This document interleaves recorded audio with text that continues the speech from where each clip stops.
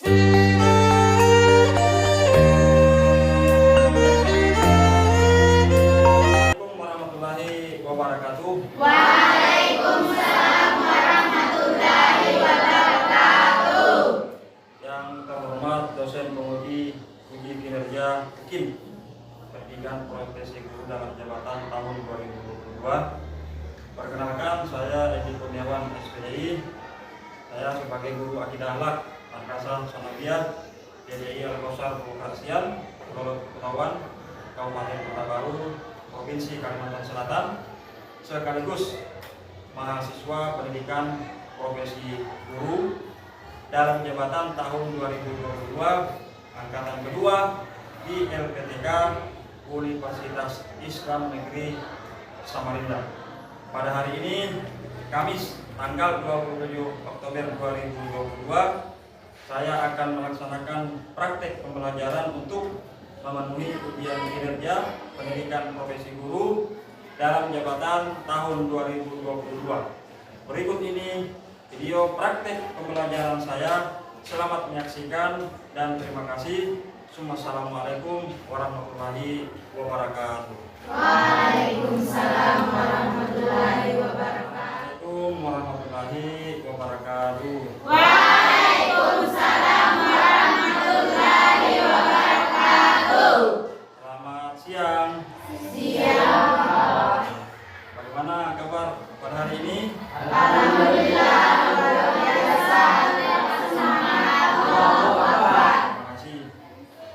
Puji syukur kita panjatkan kehadirat Allah Subhanahu wa taala karena di siang hari ini kita kembali bertatap muka dalam lanjutan pembelajaran akidah akhlak kelas 7 dengan materi adab sholat dan adab berzikir.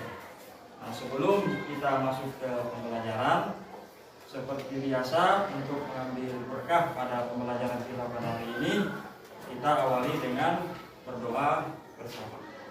Silakan ketua kelas untuk dipimpin berdoa bersama.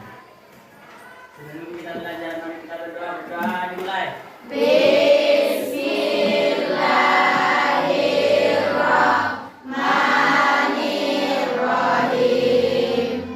Rabbi zidni ilman warzuqni fahman.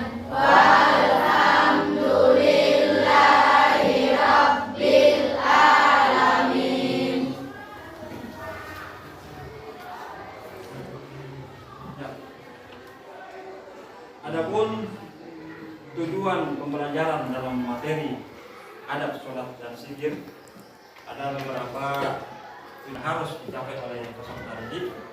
Tapi sebelum kita masuk ke tujuan pembelajaran, kali ini ada yang tidak turun. Ya, alhamdulillah hari ini semua siswa dapat berhadir pada pembelajaran akidah akhlak kelas 7 materi adab sholat dan adab zikir. Adapun tujuan pembelajaran yang pertama, setelah mengamati media PowerPoint, peserta didik dapat menjelaskan pengertian adab sholat dengan benar. Yang kedua, melalui diskusi kelompok, peserta didik dapat mengidentifikasi dalil adab sholat dengan tepat. Yang ketiga, melalui kegiatan identifikasi, peserta didik dapat menjelaskan contoh adab sholat dengan benar. Yang keempat, melalui diskusi kelompok, peserta didik dapat menunjukkan hikmah perilaku orang yang melakukan adab sholat dengan benar. Yang kelima, terakhir, melalui kegiatan demonstrasi, peserta didik dapat mempraktekkan bagaimana adab sholat dengan benar. Itulah beberapa tujuan pembelajaran yang harus dicapai oleh siswa dalam materi adab sholat dan zikir. Nah, pada kita memahami apa saja nama-nama yang indah yang dimiliki oleh Allah Subhanahu wa taala, maka kita dituntut untuk memiliki adab bagaimana kita berhubungan kepada Allah. Berikutnya, untuk memperjelas pemahaman tentang bagaimana adab sholat dan zikir, silakan disimak video, amati nanti akan kita presentasikan bersama apa yang terkandung dalam video materi ini tentang adab sholat dan adab zikir. Assalamualaikum. Hai Kak, gimana nih kabarnya? Semoga semua dalam keadaan sehat dan tetap semangat. Pada video sebelumnya kita telah mempelajari tentang membiasakan diri berperilaku terpuji seperti taubat, taat, istiqomah, dan ikhlas. Nah, kali ini kita akan melanjutkan pembelajaran akidah akhlak, memasuki bab yang keempat, yaitu tentang memahami adab-adab sholat dan zikir. Tujuan pembelajaran kita kali ini yang pertama, siswa dapat menjelaskan pengertian adab sholat. Yang kedua, siswa dapat mengidentifikasi dalil tentang perintah sholat. Yang ketiga, siswa dapat menjelaskan tentang adab-adab sholat. Yang keempat, siswa dapat menunjukkan hikmah perilaku orang yang melakukan adab-adab sholat. Dan yang kelima, siswa dapat mempraktekkan adab sholat. Nah, sebelum Ustazah memaparkan materi lebih lanjut, marilah kita sama-sama membaca basmalah. Bismillahirrahmanirrahim. Langsung saja ke poin yang pertama, yaitu pengertian sholat. Sholat menurut bahasa Arab berasal dari kata sholatun yang memiliki arti doa. Menurut istilah, sholat adalah suatu ibadah yang tersusun dari beberapa perkataan dan beberapa perbuatan yang dimulai dari takbiratul ihram dan diakhiri dengan salam dan memenuhi syarat dan rukun tertentu. Sholat adalah ibadah wajib bagi setiap muslim yang sudah balik dan berakal sehat. Sholat pada hakikatnya adalah bentuk komunikasi antara seorang hamba dengan Allah Subhanahu wa Ta'ala. Akan tetapi, banyak orang kurang bisa menikmati ibadah sholat. Hal ini bisa disebabkan beberapa hal.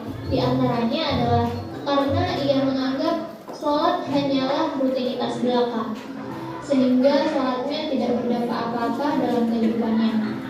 Padahal Allah Subhanahu wa Ta'ala berfirman bahwa dengan sholat yang khusyuk, maka seseorang akan bisa terhindar dari berbuat kekejian dan kemungkaran. Dan tentunya sholat juga bisa menjaga kita dari perbuatan tercela yang mengakibatkan dosa. Poin selanjutnya yaitu dalil tentang perintah sholat. Sejatinya ada banyak ayat Al-Quran yang memerintahkan umat Islam untuk mengerjakan sholat. Seperti Al-Quran Surat Al-Ankabut ayat 45 yang artinya, dan dirikanlah sholat. Sesungguhnya sholat itu mencegah dari perbuatan-perbuatan keji dan mungkar. Dan sesungguhnya mengingat Allah atau sholat adalah lebih besar keutamaannya dari ibadah-ibadah yang lain. Dan Allah mengetahui apa yang kamu kerjakan. Sholat merupakan rukun Islam yang kedua, sehingga tidak sempurna Islam seseorang apabila dia tidak melaksanakan sholat. Menurut hadis Nabi, sholat adalah tiang agama. Maka barang siapa yang mendirikan sholat, berarti ia telah mendirikan agama. Dan barang siapa yang meninggalkan sholat, maka ia telah merobohkan agama. Dan itu, dalil perintah sholat juga bisa kalian temukan dalam Al-Quran Surat Al-Baqarah ayat 43. Selanjutnya dalam mengerjakan sholat, kita harus memperhatikan adab-adab sholat. Nah, poin selanjutnya ini kita akan membahas tentang adab-adab sholat. Yang pertama, wudhu dalam keadaan. Dalam hal pakaian ini kita dianjurkan untuk memakai pakaian kita yang terbaik. Saat panggilan sholat telah tiba, hendaknya kita memakai pakaian yang santun, baik, harum, semerbak bagi laki-laki dan menutup aurat secara sempurna. Adab yang kedua yaitu menjaga waktu sholat. Dengan artian mengerjakan sholat tepat pada waktunya. Kita dianjurkan bersegera menunaikan sholat dengan penuh semangat dan tidak menunda-nunda jika waktunya telah datang atau masuk waktu sholat, kecuali ada alasan yang dibenarkan oleh syariat. Allah Subhanahu wa Ta'ala berfirman dalam Al-Quran Surat Al-Ma'un ayat 4-5, yang artinya, maka celakalah bagi orang-orang yang sholat, yaitu orang-orang yang lalai dari sholatnya. Para ulama mengatakan lupa dalam ayat tersebut terutama adalah masalah meneledorkan waktu sholat. Adab yang ketiga yaitu dilakukan dengan ikhlas, niat beribadah hanya karena Allah Subhanahu wa Ta'ala. Hal ini dikuatkan dengan firman Allah Al-Quran Surat Al-Bayyinah ayat 5 yang artinya, padahal mereka tidak disuruh kecuali supaya menyembah Allah dengan memurnikan ketaatan kepadanya dalam menjalankan agama yang lurus dan supaya mereka mendirikan sholat dan menunaikan zakat, dan yang demikian itulah agama yang lurus. Untuk itu hendaknya kita mengerjakan sholat dengan ikhlas karena Allah Subhanahu wa Ta'ala semata dan tidak karena riya atau ingin dipuji atau dilihat orang lain. Adab yang keempat yaitu memakai minyak wangi. Selain memakai pakaian yang baik saat hendak mengerjakan sholat, jika memungkinkan, kita juga dianjurkan untuk memakai wangian. Adab yang kelima yaitu sholat dilakukan di tempat yang bersih. Hal yang bisa kita lakukan yaitu dengan merapikan dan membersihkan tempat sholat, seperti membersihkannya dari najis-najis yang ada, menyingkirkan gambar, tulisan, atau apapun yang mengganggu kekhusyuan sholat. Nah, adab yang keenam yaitu khusyuk. Khusyuk bermakna menghadirkan hati dan pikiran dalam setiap lafal zikir di dalam sholat atau zikir di luar sholat yang diucapkan. Hal tersebut sebagaimana firman Allah Subhanahu wa Ta'ala di prajurit taat pada komandannya. Poin selanjutnya yaitu hikmah sholat. Setiap muslim yang telah balik dan tidak ada halangan syara diwajibkan untuk menjalankan sholat 5 waktu dalam sehari semalam, yaitu zuhur, asar, maghrib, isya, dan subuh. Dasar perintah sholat 5 waktu tersebut bersifat kuat dan pasti, sehingga kelima sholat itu dihukumi dengan istilah fardu. Sholat fardu sebagai ibadah makruh dengan segala ketentuan waktu dan tata caranya telah diletakkan oleh syariat Islam dan dicontohkan oleh Rasulullah SAW.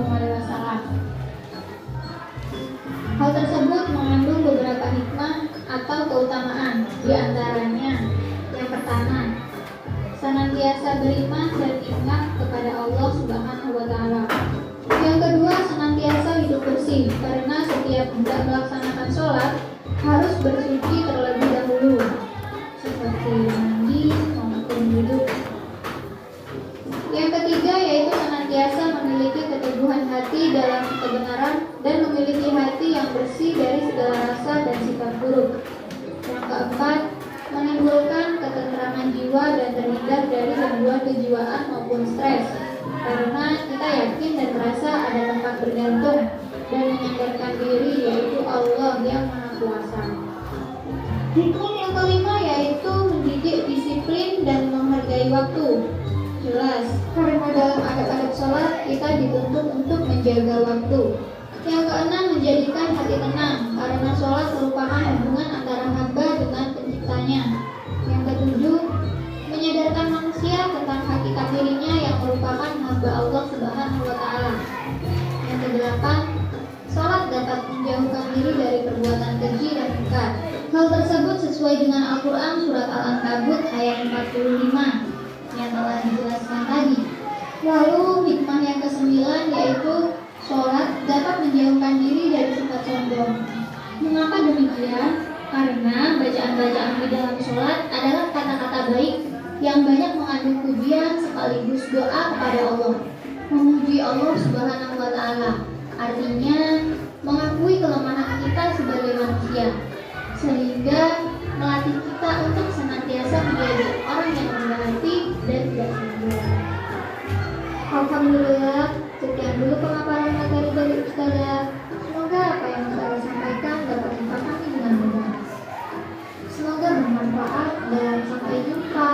Wassalamualaikum warahmatullahi wabarakatuh. Baik, silakan di halaman 49 kita berikan tambahan penjelasan terkait mengenai masalah adab sholat.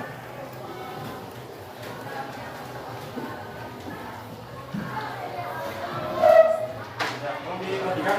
Jadi seperti yang sudah disampaikan dalam video pembelajaran bahwa sholat itu merupakan adalah ibadah yang wajib. Ibadah yang wajib sebagai bentuk komunikasi kita seorang hamba dengan Allah Subhanahu wa taala.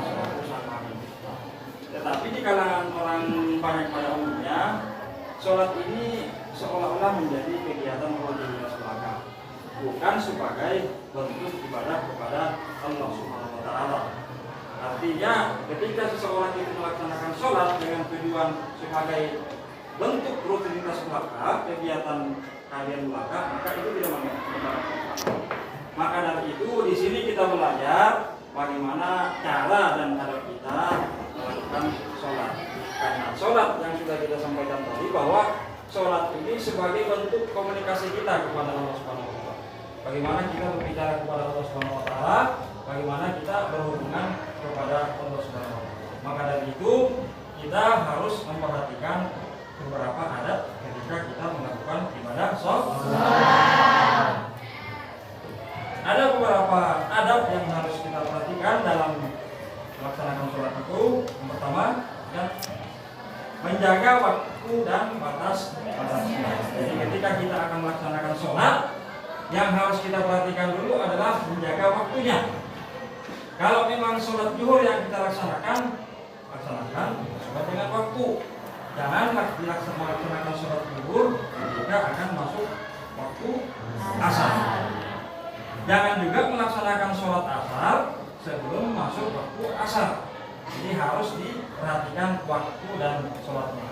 Ketika itu dilakukan tidak sesuai dengan waktu dan batas-batasnya, maka ibadah sholat yang kita lakukan ini tidak mendapatkan ganjaran pahala.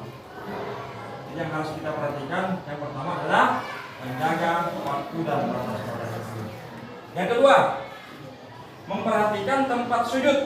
Jadi tempat sujud yang ada dalam sholat ini kita rapikan, dan tempat sujud ini harus betul-betul bersih dari hadas dan najis. Apabila ada hadas dan najis yang terdapat pada tempat sujud kita ini, itu juga menyebabkan batalnya pahala sholat. Yang kedua, memakai pakaian kita yang terbaik. Memakai pakaian kita yang terbaik.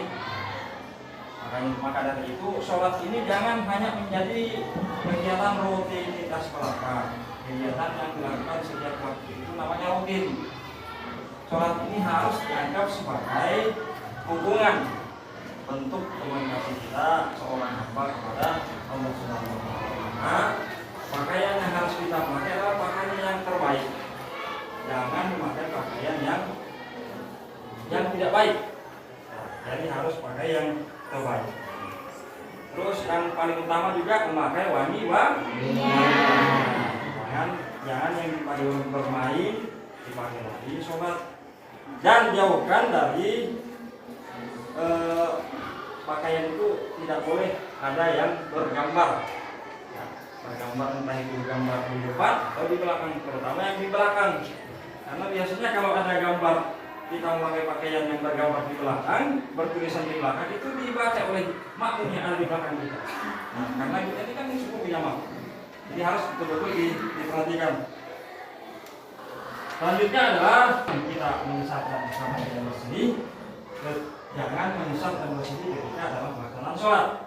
Maksudnya harus ada rasa menyesal dan harus ada rasa bersedih ketika kita tidak melakukan ibadah sholat. Entah itu karena ketiduran, entah itu karena lupa, atau dan lain sebagainya.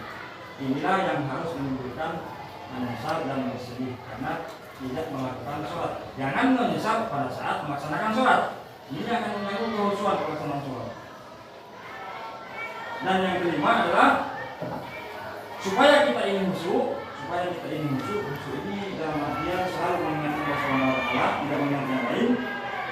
Nabi perintah salatlah seperti salatnya orang yang berpamitan di dunia.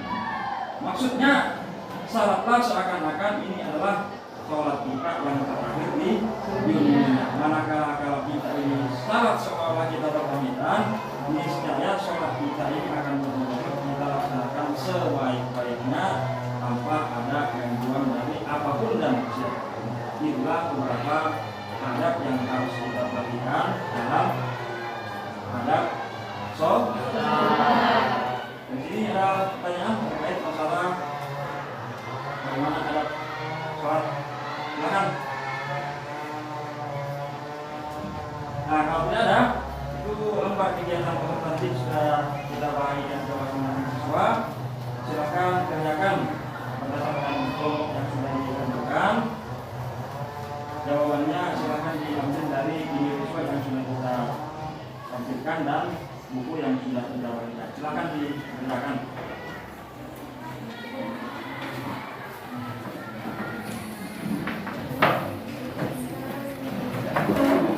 Kursinya di ya.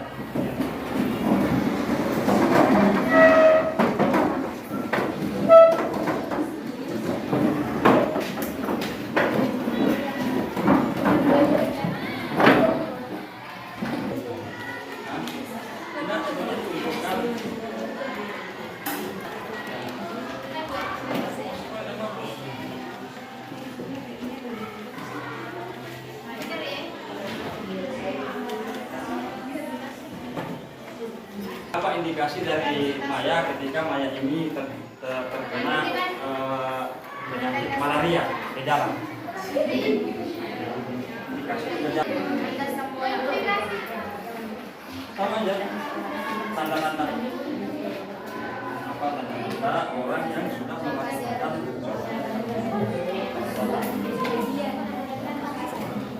satu aja dulu yang dikerjakan, satu aja dulu.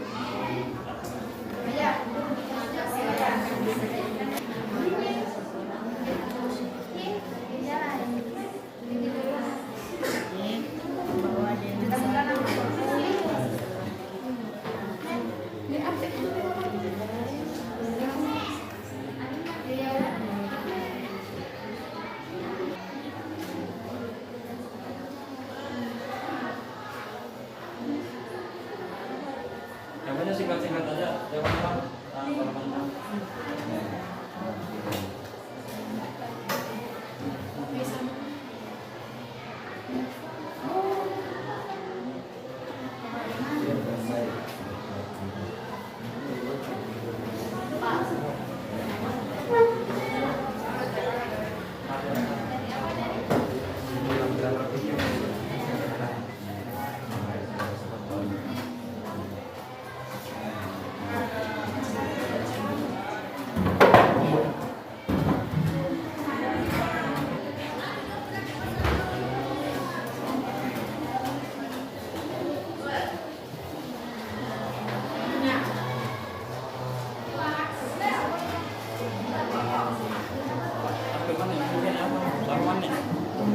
yang mana kata pengantaran?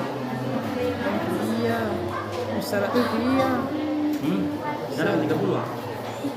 Kita kadang kantor.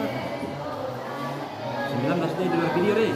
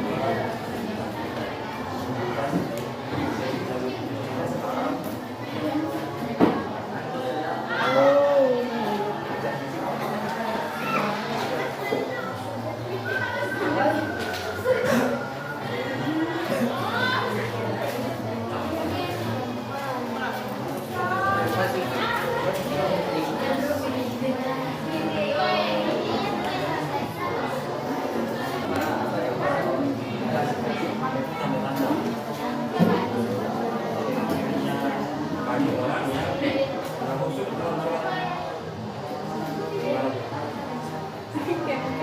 Kalau kita melihat video yang ditertibkan, materi yang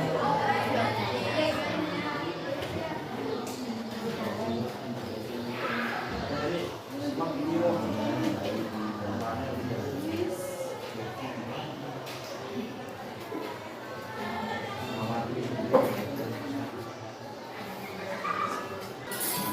Bosku orang ini Belum buat.